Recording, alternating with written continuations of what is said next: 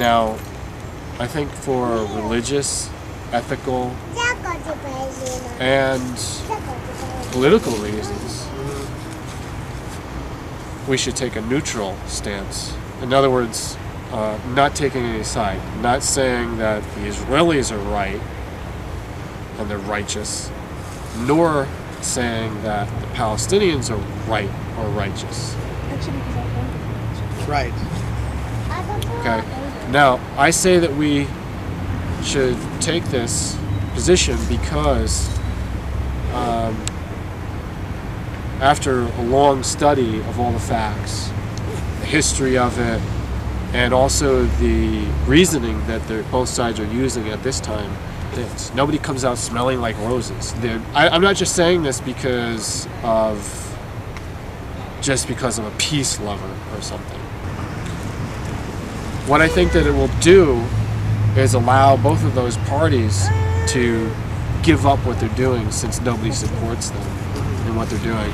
And I believe that the situation keeps going on and keeps escalating because outside parties like the superpowers or,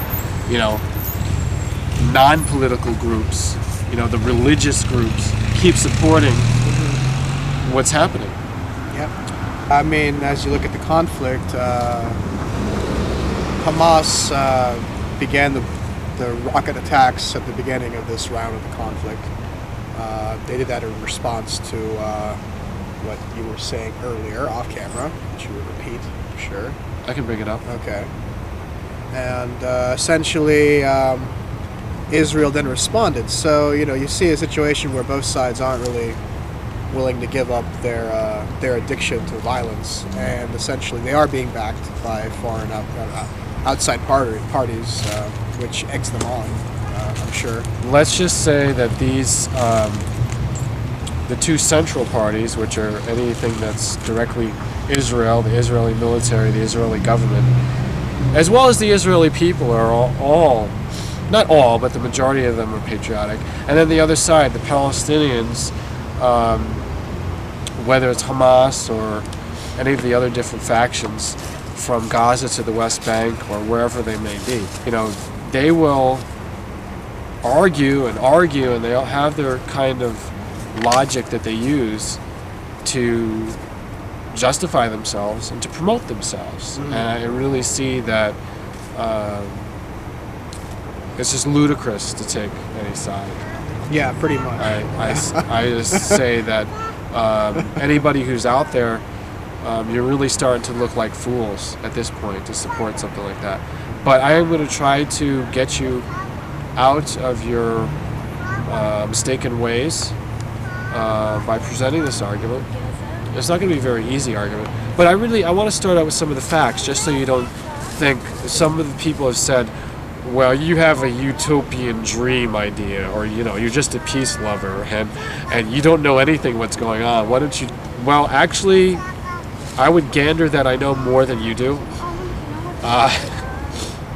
Bring it on, baby.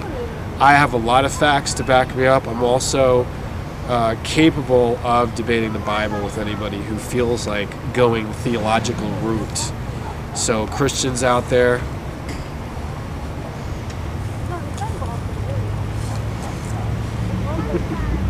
get your Bibles ready. Now, here's one of the facts: is little do the people know that Israel is using Palestine right now. I don't even want to say use. I want to say they're abusing the Palestinians for a controlled market. They force the Palestinians to only buy certain supplies from them. They're basically closing them off from the world by land and by sea. And it's very difficult for the Palestinians to live a normal modern life without buying things from the Israelis. So for capitalistic reasons that are not justified, the Israelis are perpetuating this.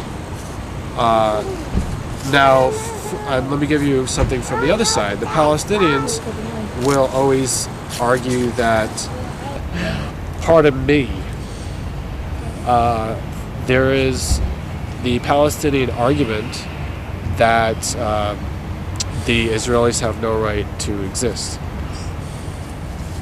because they've been away from the so-called Holy Land for so long.